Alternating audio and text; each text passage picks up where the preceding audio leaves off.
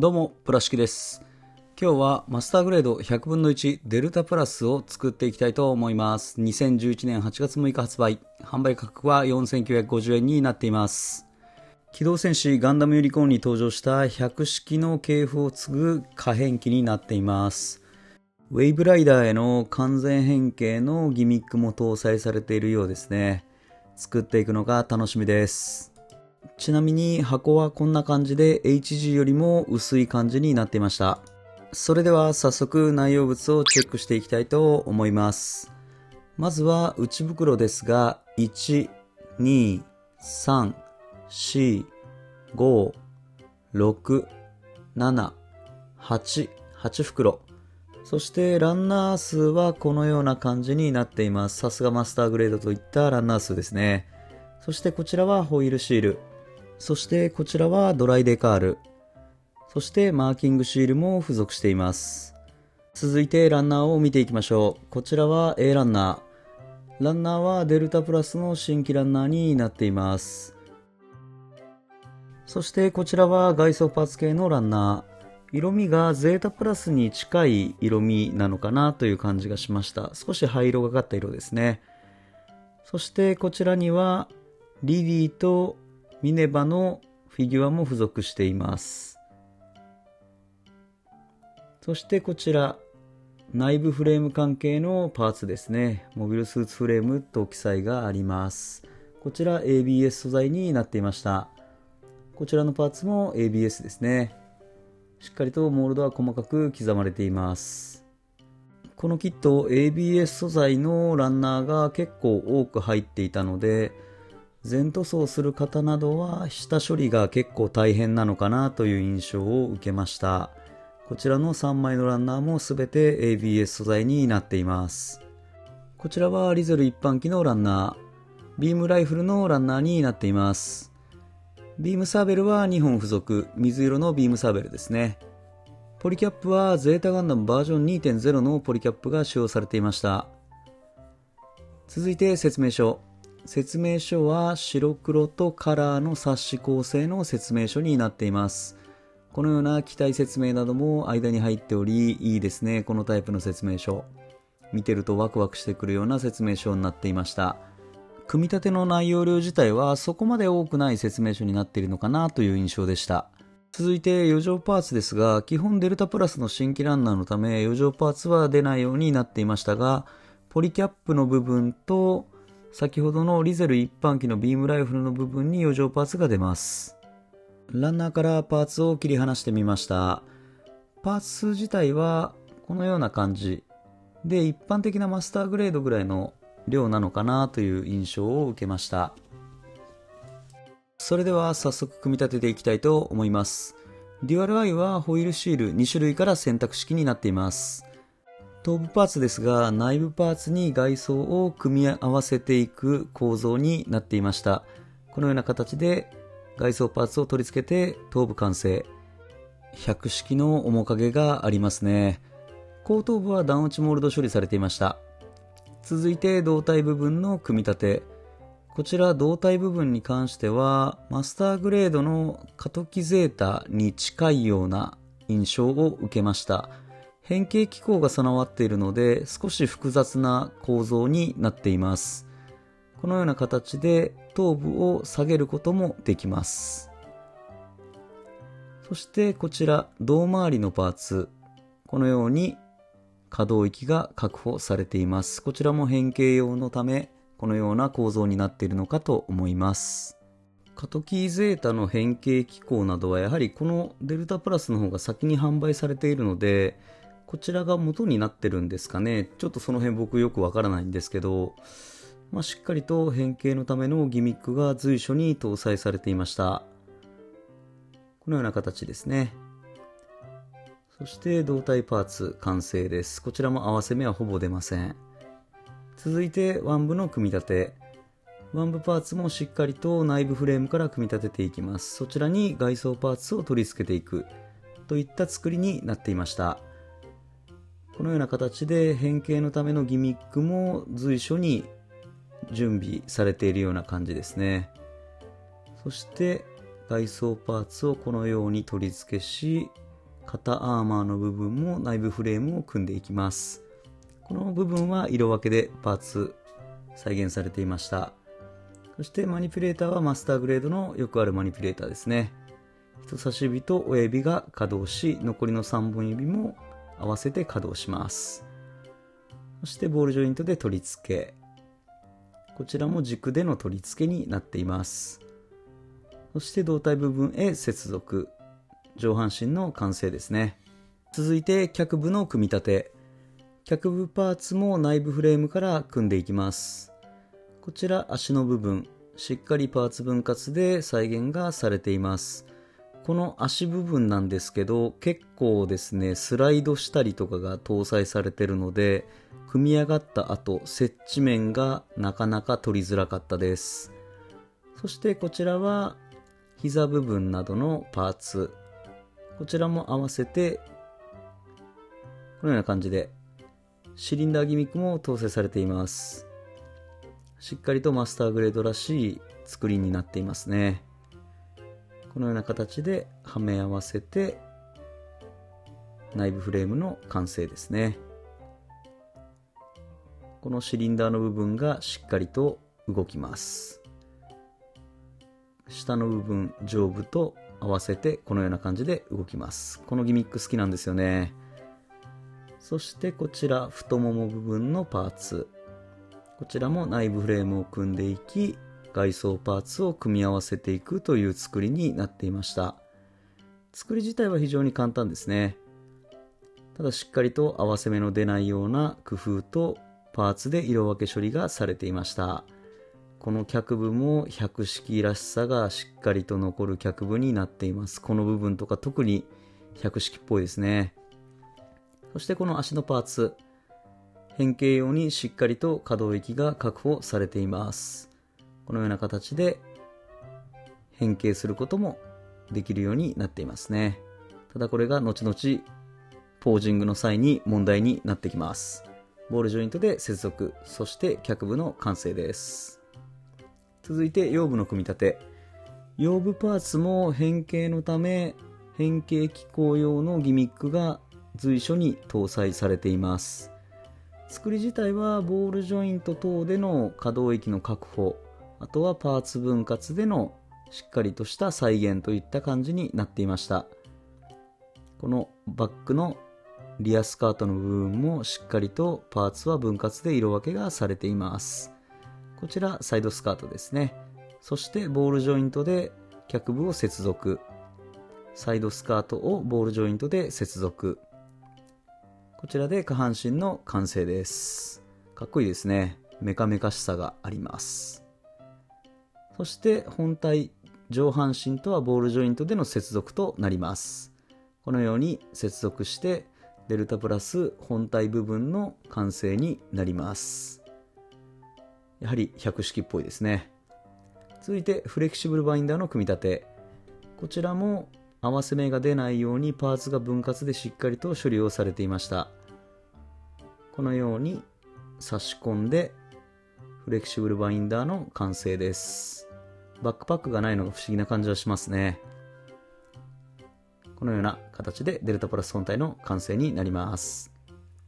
続いて武装パーツ。こちらビームライフルはモナカ構造の組み立てになっています。合わせ目は若干出ますが、なるべく合わせ目が出ないような構造になっていました。このような形でパーツを組み上げて完成。ビームサーベルはこのように2本分付属しています。そしてシールド部分。シールド部分は機種の位置になるため、こちらも変形機構が備わっています。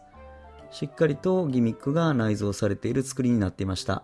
こちらにビームサーベルの持ち手を刺して完成です。続いて合わせ目ですが、マスターグレードということもあって、基本合わせ目はほぼ出ない作りになっていました。目立つところといったら、パッと見でもほとんど出てこないような形の素晴らしい作りですね。唯一、目につくといったらですね、フレキシブルバインダーの位置に少し合わせ目が、この位置ですね、に少し合わせ目が出てしまいます。それ以外は合わせ目が出ない構造になっていました。しっかりと作られていますね。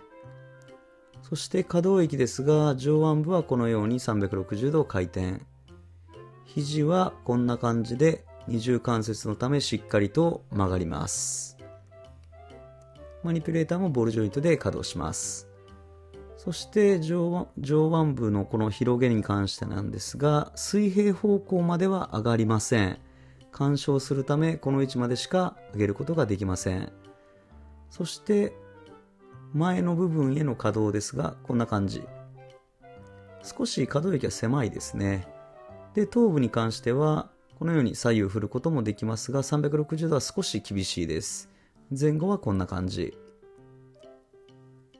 そしてスカート部分はそれぞれが稼働するようになっています。このフロントスカート、こちらの方も結構動くんですけど、変形機構用のため結構ぐにゃぐにゃと動くようになっていました。サイドスカートももちろん動きます。そしてリアスカート、こちらも変形のためこのように動くようになっています。そして胴体部分、ボールジョイントのためある程度可動域は確保されています。左右へもこのように触れます。前後に関してはそこまで可動域はありませんでした。こんな感じですね。そして脚部ですが、こちら全く開きません。ここまでしか開かないようになっていました。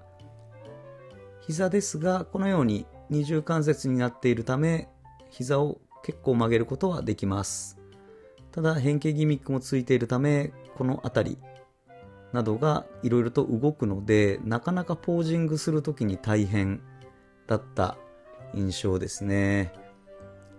それぞれこちら足首の方もこのように稼働することができます。かなり可動域は広めですね。左右もこのように振ることはできます。足裏は肉抜きはありません。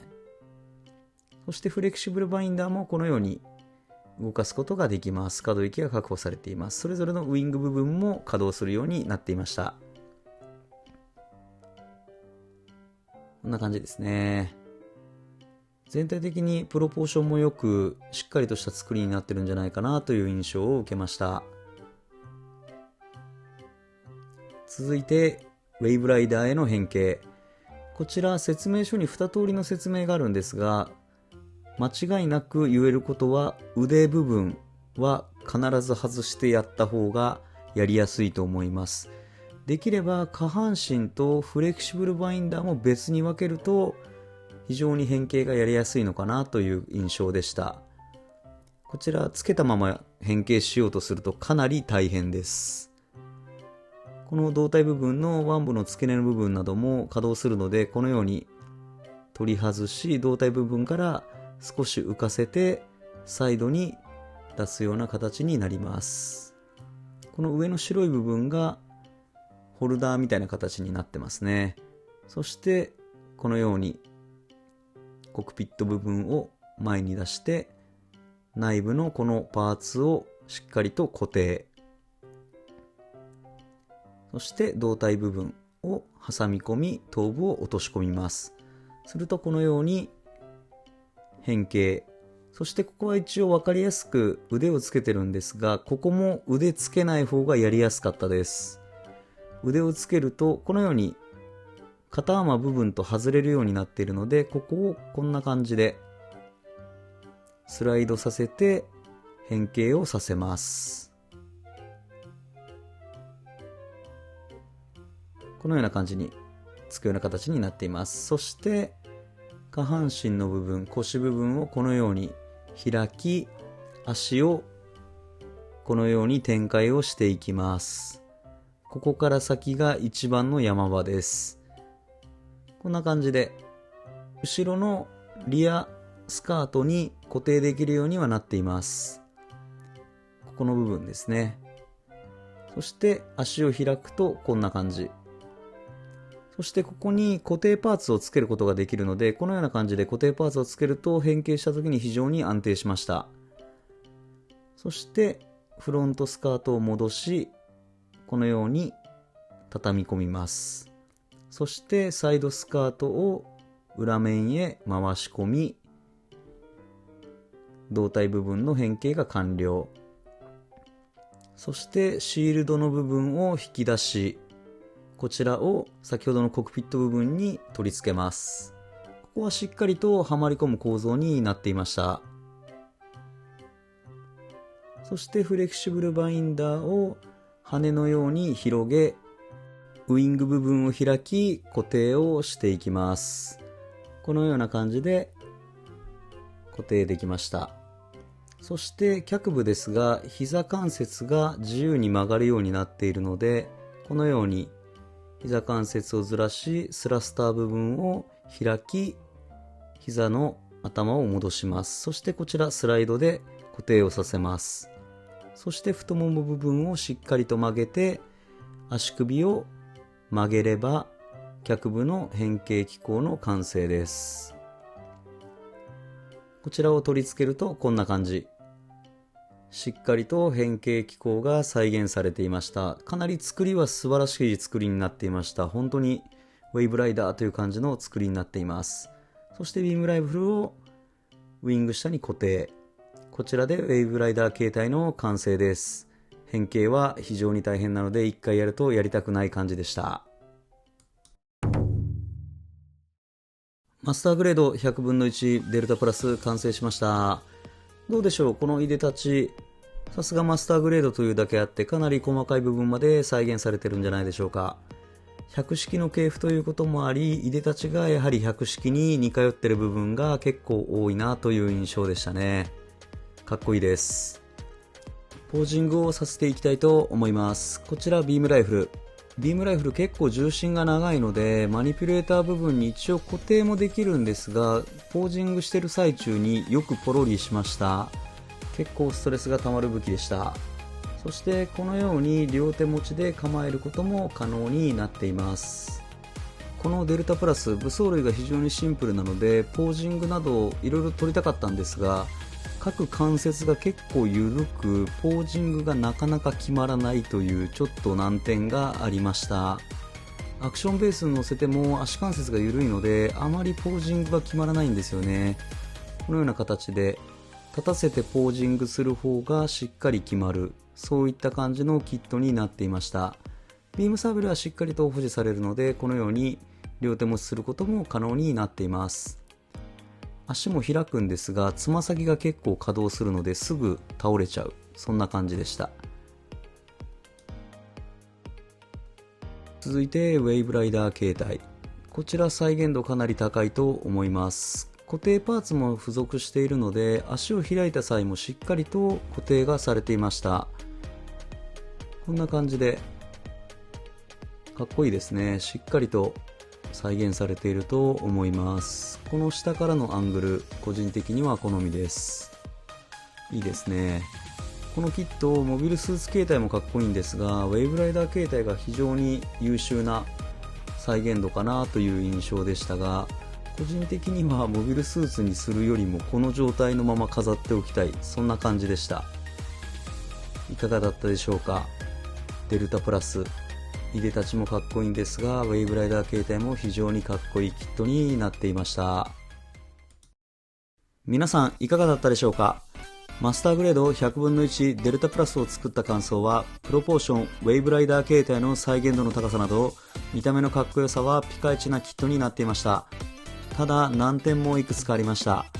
まず内部フレームなどのパーツが ABS であること、そして脚部、特につま先と股関節が緩いため立たせてもアクションベースを使ってもポージングが決まりません。